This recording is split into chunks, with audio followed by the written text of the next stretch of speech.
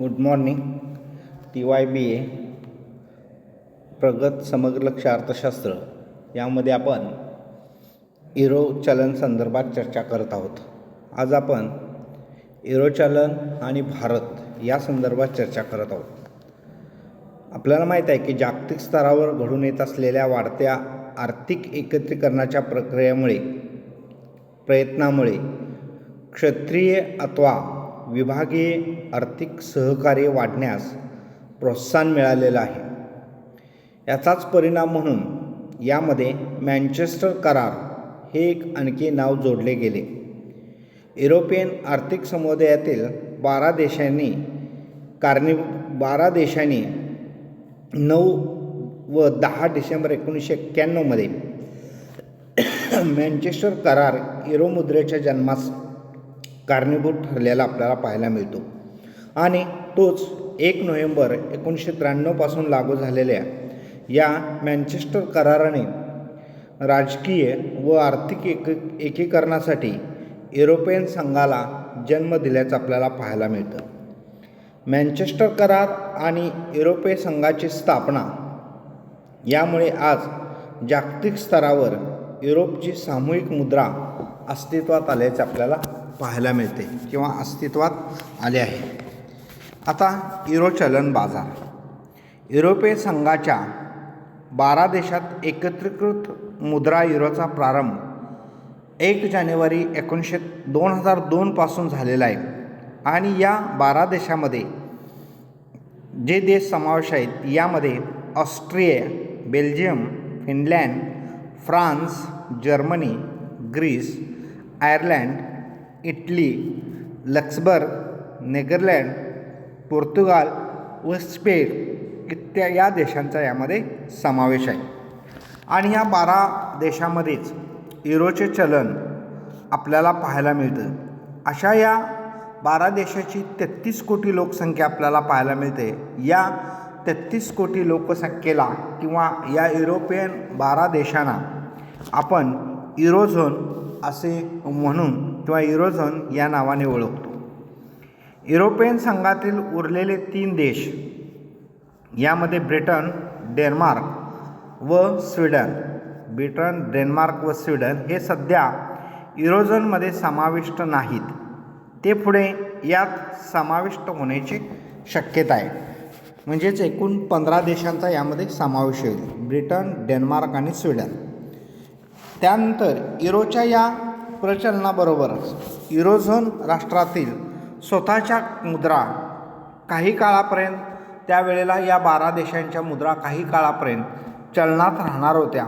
परंतु जर्मनीने मार्क हे चलन 31 डिसेंबर 2001 मध्येच युरो चलनाच्या अस्तित्वामुळं हे चलन आपल्या चलनातून समाप्त केले.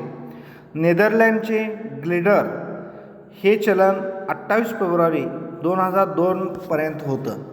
आयर्लंडचे चलन हे चलन फेब्रुवारी 2002 पर्यंत.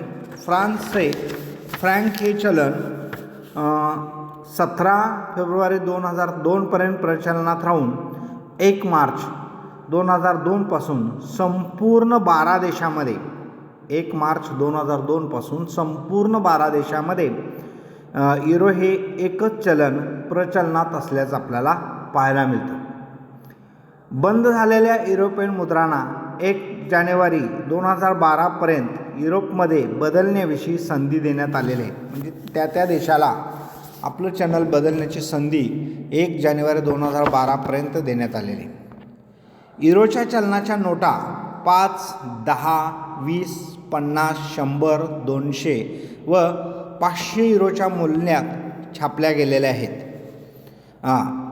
डॉलर युरोपेक्षा कमी मूल्याचे 5 युरोपेक्षा कमी मूल्याचे व्यवहार सुट्या नाण्यामध्ये पार पाडले जातात आणि ही सुटी नाणी 1 व 2 युरो तसेच 5, 10, 20, 50 सेंट मूल्याचे आहेत. एका युरोचे मूल्य हे 100 सेंट बरोबर आहे. सुट्या नाण्याच्या एका बाजूला त्याचे मूल्य व दुसऱ्या बाजूला त्या राष्ट्राचे चिन्ह अंकित केलेलं आपल्याला दिसून येतं.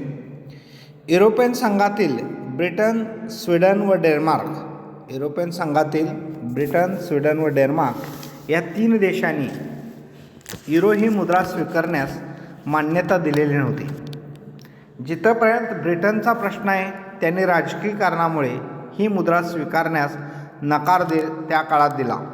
याचं महत्त्वाचं दुसरं कारण म्हणजे ब्रिटनची वित्तीय व भांडवली उलाढालीचे प्रमुख केंद्र असताना युरोचे प्रमुख केंद्र जर्मनीतील फ्रँकफर्ट येथे देणे होय. म्हणजेच खरं कारण त्या ठिकाणी त्याचं जे वित्तीय केंद्र जर्मनला दिल्यामुळं ब्रिटन थोडंसं सहभागी झाला नाही. त्यात परत तिसरं कारण ब्रिटनच्या पौंडाची मौद्रिक बाजारातील सुदृढता. ब्रिटनचं हे चलन त्या काळात आर्थिकदृष्ट्या अतिशय स्ट्रॉंग होतं, सक्षम होतं आणि त्यामुळं ब्रिटन त्याच्यामध्ये युरोचा स्वीकार करायला तयार नव्हता. कारण जर युरोचा स्वीकार केला तर आपल्या प्रभुत्व कमी होईल. या भीतीमुळेच ब्रिटनने युरोचा स्वीकार करण्यास नकार दिला होता. आता युरो आणि भारत. युरो चलनाच्या निर्मितीचे भारतीय अर्थव्यवस्थेवर काही महत्त्वाचे परिणाम संभवतात. कारण फार पूर्वीपासून भारताचे युरोपशी व्यापारी संबंध आहेत. ब्रिटनच्या राजवटीने आणि नंतर ब्रिटनच्या राष्ट्रकुल परिषदेने भारताचे व्यापारी संबंध अधिक दृढ होत होते. त्यामुळेच या युरोपियन सामायिक बाजारपेठेशी भारताचे व्यापारी संबंध अधिकच जिव्हाळ्याचे असल्याचे आपल्याला पाहायला मिळते. तेव्हा युरो चलनाच्या निर्मितीने भारतीय अर्थव्यवस्थेवर जे काय परिणाम होतात त्या परिणामांची आपल्याला या ठिकाणी आता चर्चा करावयाची आहे. कारण भारताचे फार पूर्वीपासून ब्रिटनशी चांगले संबंध होते आणि त्यांचे व्यवहार चांगले होते आणि युरो चलनानंतरही संबंध दृढ आहेत आणि त्यामुळं याचे भारतीय अर्थव्यवस्थेवरती काय परिणाम झाला हे आपल्याला पाहणं आवश्यक आहे. त्यामध्ये एकजिनसी बाजारपेठ. पहिला परिणाम, भारताला युरो चलनाच्या निर्मितीने एकजिनसी बाजारपेठ उपलब्ध झाली. 12 युरोपियन देशाची एका चलनाची बाजारपेठ भारताला उपलब्ध झाली. त्यामुळे प्रमुख देशासह लहान देशातही भारताला निर्यातीला संधी प्राप्त या युरो डॉलर्समध्ये झाली. त्यामुळे या सर्वच देशामध्ये एकच चलन असल्याने विनिमयाचा खर्च भारताचा मोठ्या प्रमाणात कमी होणार होता. साहजिकच मालाच्या किमती अधिक स्पर्धात्मक बनतील, परिणामी दर्जात्मक मालाचा मागणी राहील. या 11 देशाकडे भारताची निर्यात 1955-56 मध्ये 63,000 दशलक्ष डॉलर्स होती. ती 96-97 मध्ये 6,142 दशलक्ष इतकी डॉलर झाली.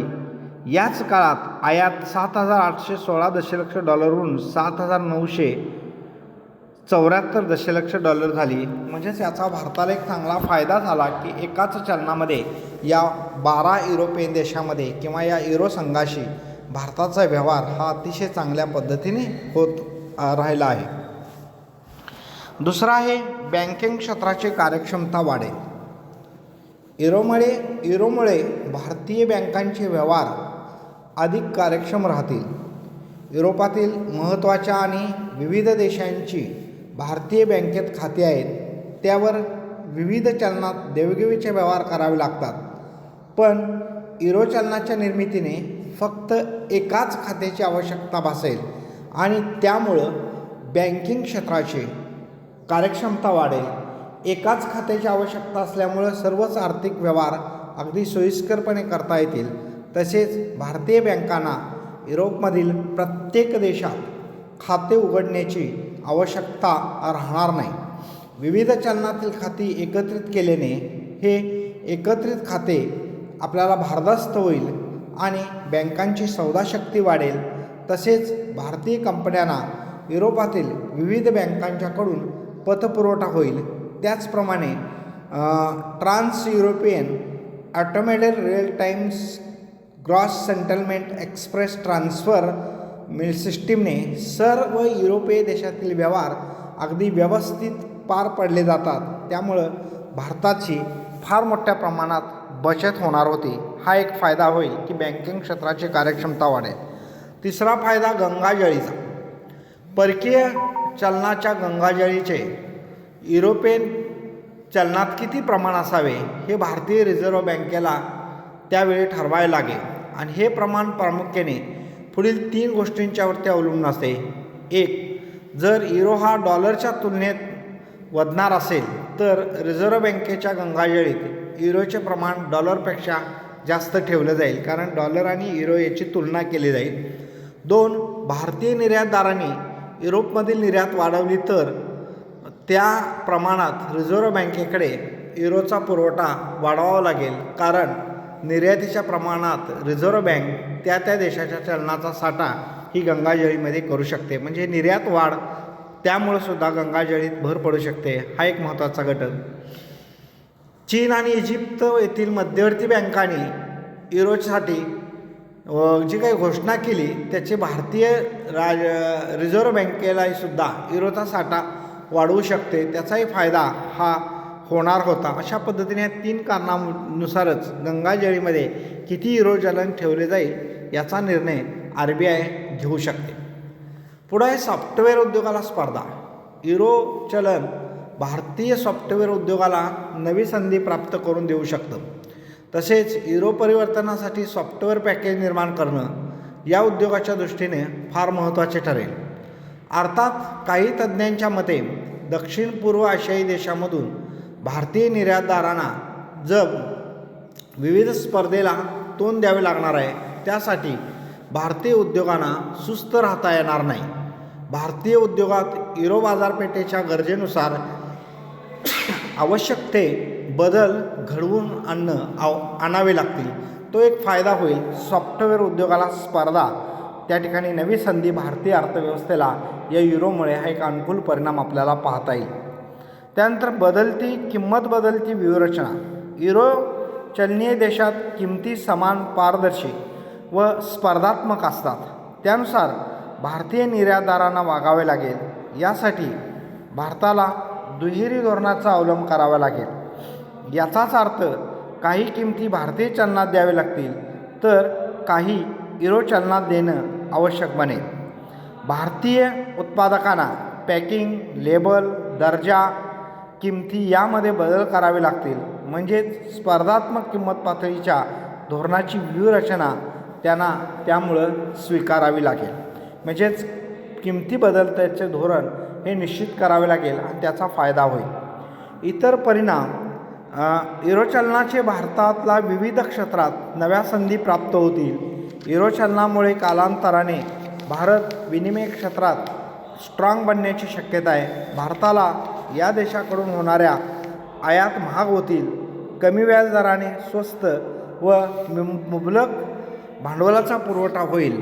त्यामुळं भारताची गुंतवणूक वाढेल आणि निर्यात वाढेल आणि त्यामुळं भारतीय समाजाच्या एकत्रीकरणाने आणि समान चलनाने भारताची सौदा शक्ती बळकट होईल.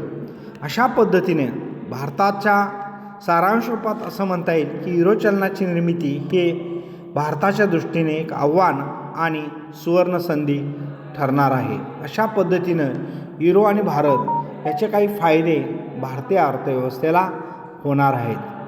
धन्यवाद.